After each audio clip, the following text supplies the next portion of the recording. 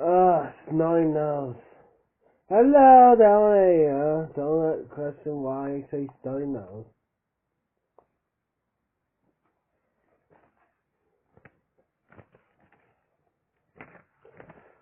But anyway, sorry, it's been a long time since I recorded one of these. I'm weird like that. I'm inconsistent like that. The wolves always seem to tighten as Jackson pulled at them. And Jackson felt tears of frustration pricking at her eyes. No wonder she doesn't care if she's trying to escape, she thought bitterly. If I could just hear the knots. She stopped moving and took a deep breath, then closed her eyes. Find a knot and all the world box. Jackson fumbled with her right hand, searching for the end of the knot, bending her wrist painfully. At last, she found the end of the rope and grasped it. The rope tightened, but she inched her fingers along until she came to the base of the knot. Then began to carefully push the end of the rope up through the final way. I wanted so desperately to have been the one on that stage, but it was always her. Always love went into her. You're talking about Afton, Jackson thought. I'm trying over for the conversation. William Afton never made anything with love, Jackson snarled. I should whip you in half. Charlie's appearance fast. The animatronic face of body seeming to break, then reassemble in an instant. I'm just imagining the sister location trailer. How baby sprawled apart and all that.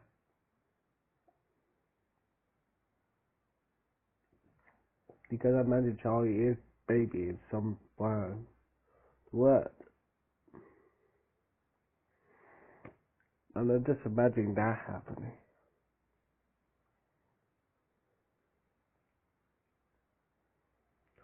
For a moment her expression wavered, a vulnerability showing on her face, but she quickly called to herself. She was her exception. The animatronic twisted her hair on the fingers. He worked on her day and night.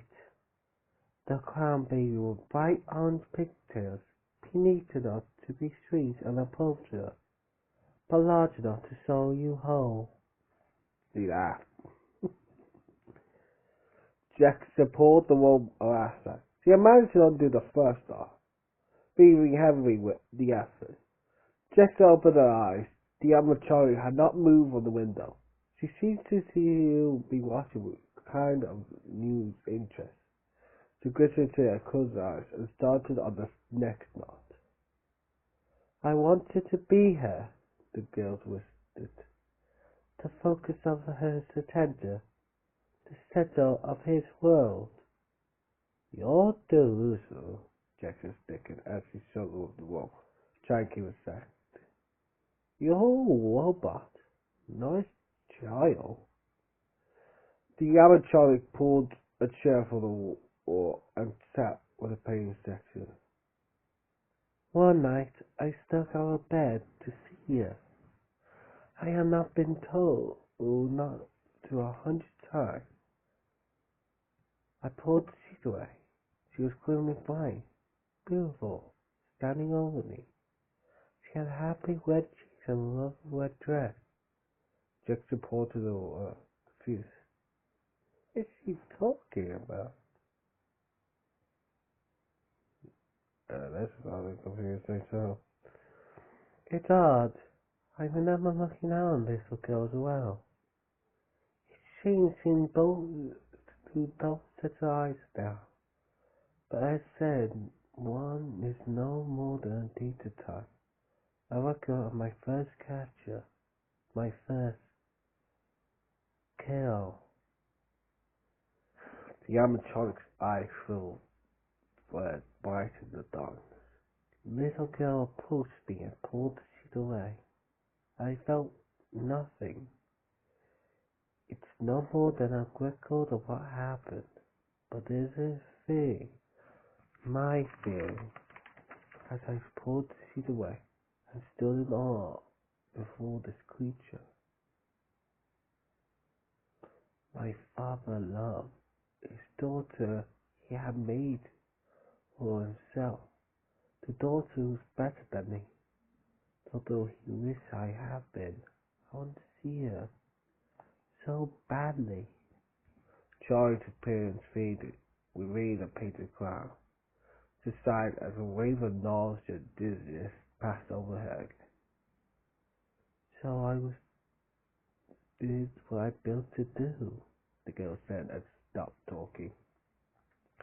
The woman was silent. When the last knot stripped loose and the rope fell to the floor, Jackson's eyes popped open in surprise. She leaned forward, moving her numb, tingling arms down to her ankles, as she watched the girl who simply continued to observe her. The knot then held her ankles quickly. They were loosened, don't care she, and she put her feet right on the floor, stomach fully. Time to run. Yeah, I love to stay and chat about you killing yourself.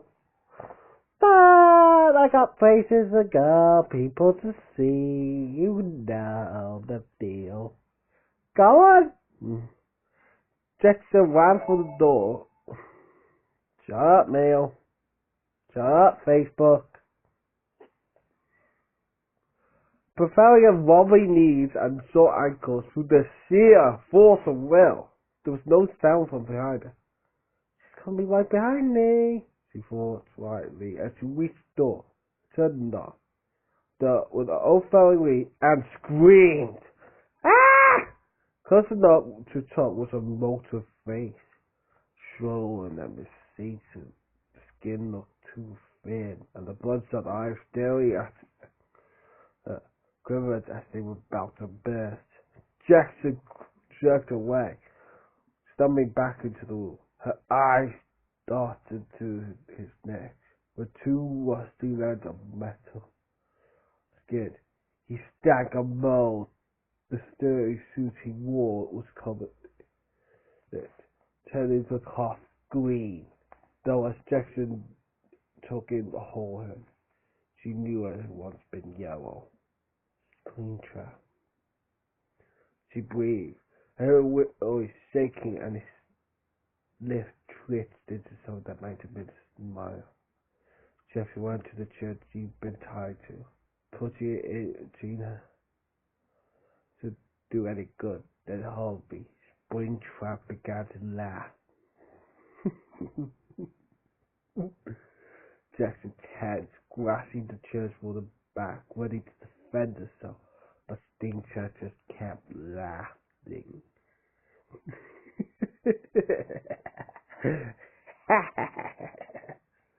Not moving from the spot where he stood, he crackled on and on, rising to an impossible pitch.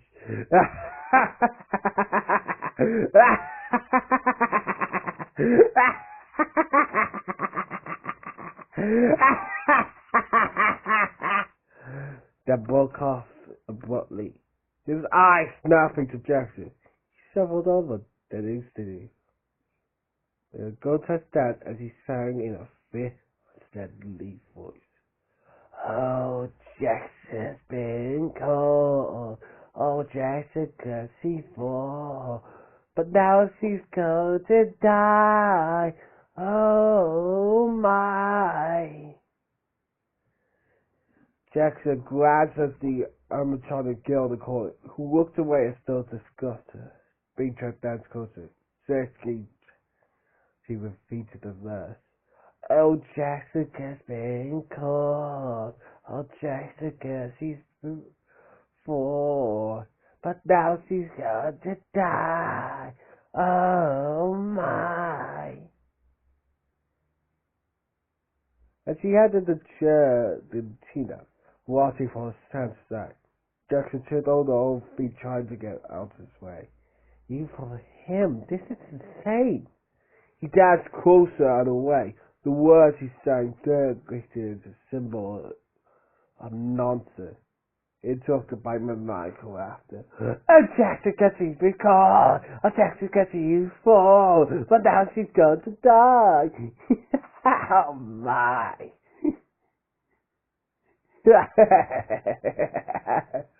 Jack held the chill ready to sing it. Suddenly, Springtrap froze in place. Jack's arm wavered as he sat the trailer down with a thud. Springtrap didn't move. His face was completely motionless, like someone turned it off. She had barely finished the floor when the whole body went limp, shot to a fall with a cracker. He blinked, then Springtrap faded away, leaving Brace a blank, segmented doll to look at the animatronic girl. She was still rusty without expression. Enough, the actor. A rasping male voice came from the open door. Jessica, isn't it? The voice wheezed. She squinted, unable to make out anything in the room. I know that voice, she said slowly. There was a whirring sound coming from the doorway, and soon Jackson could see something roll into the room. An automated wheelchair of some sort. He was dressed in what looked like bright silk pajamas, and a black robe of the same cloth, covering him from chin to toe. Black leather slippers on his feet. Behind him, 3 IV bags hung from the wheeled stand, the tubes extending up under his sleeve of the pajama set. His head was bald, covered in rigid pink scars. But there were no scars, there were hanging pellets of plastic, molding and metal into his head as though fused to it. He turned his head slightly, and Jack saw that one eye was perfectly normal. The other was simply missing. The gaping eye socket was dark and sharp, with a swing steel rod that glinted in his eye. He was painfully thin, the bones of his face visible, and as he gave Jessica's more twist back, she thought tendons moved like snakes to eat the skin, the skin. She had to fight to keep from wrenching. Do you know who I am? Yeah. Oh, William Master, Jackson bought. But she shook her head, and he sat, watching her. Come here, he said. I like to stay where I am. She said tightly. As you like. I think he shrugs. Ugh. Oh, that's me. He shifted his waist carefully. The wheelchair wetting out the wall as he moved forward slowly. The animatronic girl stared towards him, and he waved off, but the gesture threw off his balance, and for a moment he appeared as though he might fall to the side. But he gripped the arm of the wheel of the chair with a pained expression, righting himself. So, what was the dance routine for? Jack asked loudly. And he looked at her as though surprised she was still there. Then he raised his hands to keep the knob on its phone, his fingers juggling clumsily onto it. I thought you were likely to see me as I was. A familiar face, he said, smirked. He held out the small dick in his hand and clicked it up. Door on the floor suddenly looked as it was a moment ago, with the body duplicate wearing after stuffed inside the rabbit suit. Time changes all things, Well, clicking this off again. As does pain. When I call myself being trapped, I was eccentric with power. Daily, so my new pounds swell. But pain changes all things, as does time. He often took Rodriguez torture. At the center of the chest was a mass of twisted flesh, crossed with neat diagonal lines of black stitching thread, being out of the wool were marks of the springlock suit, some scarred over years before, and some scarcely healed. The skin a shining angry red. He raised a hand to the swollen stitches. Careful not to touch it. Your friend inflicted this wound, he said mildly, then bent his head slightly forward, calling her attention to his neck. Vonzi stepped closer and cried. Skin was gone, she thought asleep. The innards of his neck way over to the earth. But the blood, he'd be dead. Jax took a long, slow breath, very light-headed as she tried to make sense of what she saw. The wool had been covered with something else. Plastic, maybe? She could see where the surrounding skin had fused to it, healing red and ugly through the crazy material. Whatever it was, she could see his throat, though she didn't know about amounting to neither part. But they were weather blue, blocks of muscle or strings of veins of tendons, wedged in among them were things that never belonged inside a human body. Small scraps of metal embedded into the tissue. There were too many to count. The man moved, and they glittered in the light. Jackson gasped, and he wheezed, crazy, struggling to breathe with them. She turned in the way it was. Something caught her eye. As he moved, as she leaned in closer, she was almost touching him now, as the smell was awful. A noxious perfume of disinfectant from the clear seal, and saw it. A spring. Coils wrapped tightly around what looked like free vein. The soft air bunched beating wet muscle tissue. Jackson stepped back and almost tripped on the fallen mannequin that had been springtrap. She kicked away the jumbled limbs, recovering her balance, and looked into the man's mutilated face. Yeah, I know you. Didn't you see Mole God? Sorry, that's my favorite line on this book. Yeah, I know you. Didn't you used to be a Mole God?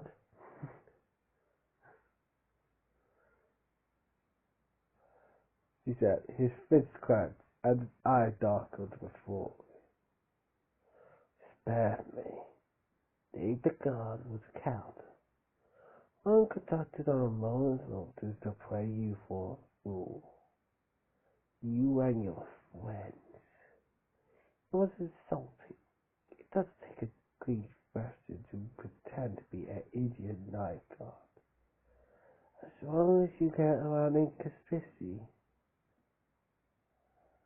I have not been inconsistent for some time. It all is that now, anyway, as this is all that's left of me. His voice gargled with despair. Come sit with me, Jessica.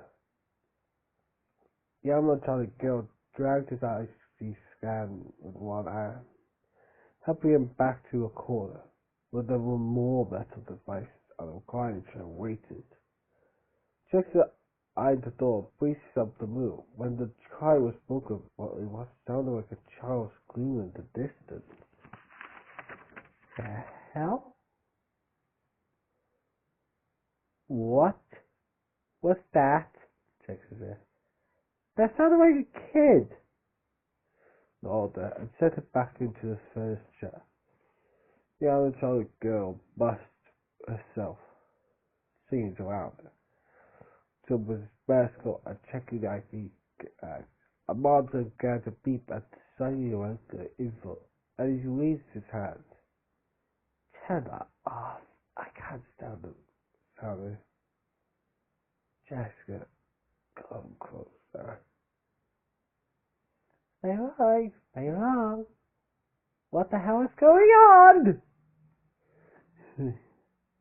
Jessica thought to herself as she wearily picked up the chair she'd been tied to. The man and staff. Jessica changed the eyes of the amateur girl as she saw the cross the room, gripped the handle, and pulled the long tail up to straight for the wall. They were going to view the body even more. Jessica cracked her hand over her mouth. A shoot of oil of belly flesh washed over the tail, covered with precious seed. He backed away. What's this? Who did you murder now? She demanded. No one knew, William sputtered, as though he was trying to laugh. The practice clinkled. Something was familiar. What have you done? Jessica gasped. The other girl took a cotton ball from a bag nearby, reached for the bottle in her hand, and wiped it fully up and down the metal fingers of one hand. Then dropped it into a trash can at her feet. She took another piece of copper and repeated faster, continuing to hold the swords off 2 hours. She's sterilizing herself? Jackson turned to the man in chair, keeping the girl gaze. Behind him, the uncharted girl was daily scouting, using the same care she had taken with her hands. And how I thought you cheated there, Jackson said, almost reading some. Oh, believe me, I have. You only seen one fraction of what was done to me. The shuffle that ever even dozens of centuries, and I had dozens could not move. He showed all those gaze and John said, waving two still embarrassed arms, both dotted with a raggy piece of grey rubber. Parts of that costume have become parts of me. Girl took what they penciled off the jaw and began to scrub and clean, dabbing around every cylinder. But the fake blood. The girl's eyes shaking her head. Joyce said that Clay found fake blood at Freddy's. There was fake blood. You faked your death. After cut. His eyes wide. I assure you, I didn't fake anything. If your priest found blood, he took a step away. It wasn't mine. I bleed just like anyone else. He finished his smile, giving Chesterman to see. I gave you a monster. Or just that's a doll that happens to you. But I assure you, I'm very witty human. Posting at a certain anger, seeing his face. My scalp was torn from my head where I escaped that costume. All but this piece here. He touched a small patch of where hair still grew.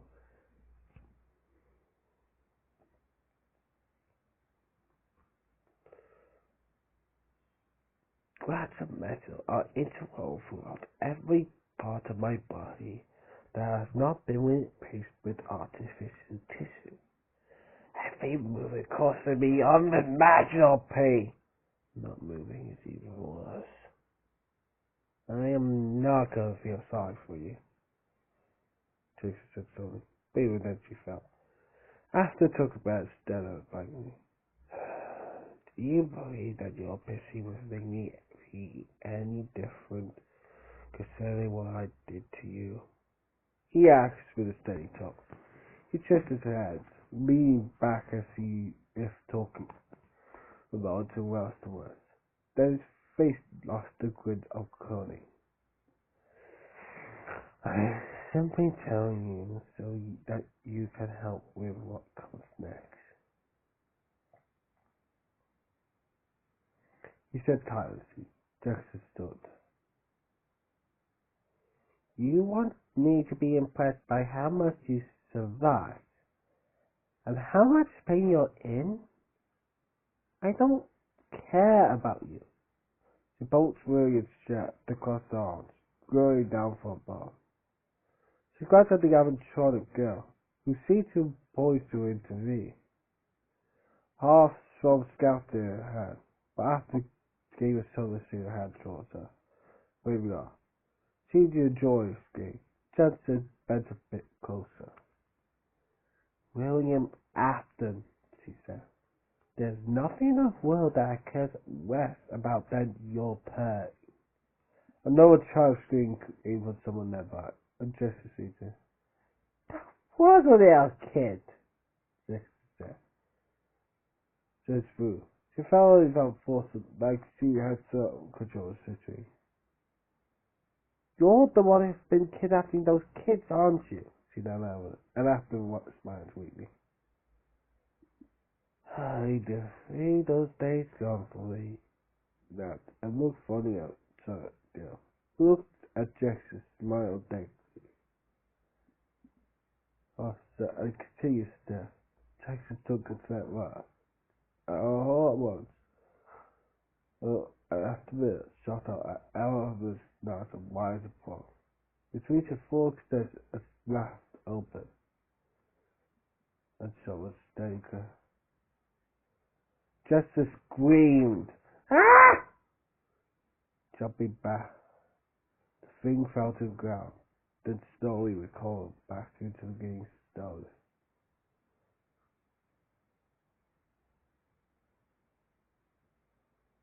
Down, the invisible light of the opening, Jessica averted her eyes. Baby? Yep, that's baby, all right. I knew it was. That's enough. After with it, Jessica came to attention. Some with confusion. She looked on the girl to after and back her. Circus? Baby? She said, slowly killing the sign outside the restaurant. The girl smiled wide at her, face sweaty to spit it off. You're not as cute as you are on the sign. 0 out of 10 will not visit again. Sorry, I like giving counters lines that I think would be funny. Jackson said bitterly, as the girl stopped smiling instantly, turning a body towards Jackson where she was a waving weapon. I pitched ringing noise all around them. The judge said better. That's her chip. Jackson thought. Leaned back. The avatar girl held out hard as though death so welcome. Thin sharp needles like porcupine needles began to blow from her metal skin. Each captured with a red up like a pinhead. They flew inches apart and extending from his face, her bodies, her arms and legs. They grew slowly outward. Then lining up perfectly with all those pieces of front saw all around the body. The girl was expecting it just. Give it a minute, the girl said. Let your eyes just. The other grew louder, rising pitch. It soon became painful her. Down south. Suddenly a new image flattened deep. Was a smooth, sim, red-headed and Chinaman, was a gigantic, cartoonish girl. Her green eyes were too large for her face, and her nose and cheeks painted glasses red. She was the perfect image of the girl the man on saw. So why? The child is in his finest. He was there to step in there. The humming star. Biff. The watch that would gleam of black. So baby can now turn into what can only be called a cartoon. Yay. Okay. See you guys next episode.